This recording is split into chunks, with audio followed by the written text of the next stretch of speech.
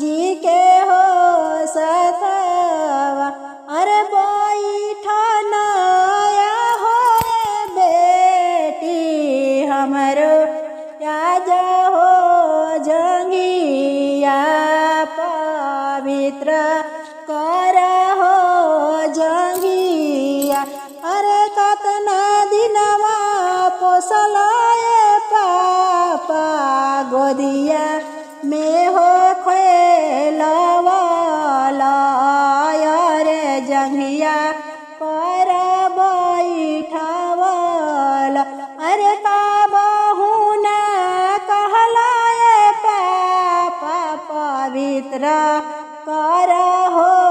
जंघिया पवित्र कर हो जंघिया अरे भरला मड़ुआए पापा सजना लोग हो बैठला सजना लोग हो बैठ अरे कोई से छोड़वला पापा मम्मी के रहो गोदिया रे मम्मी के रहो गोदिया अरे चुपा हो खा चुपाए बेटी नाय नवा पोछा हो लोरावा नाय नवा पोछा हो लोरावा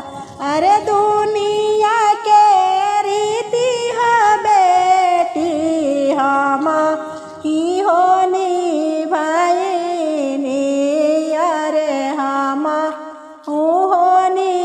भाई अरे आम के गोदिया हो बेटी फिर से हो लवटी हनाय रे फिर से हो बैठी अरे अब घरवा लौट में पापा बनब में मन हो बनब में मन हो अरे अब नहीं मिलिए पापा मम्मी के रहो गोदिया रे मम्मी के रहो साथ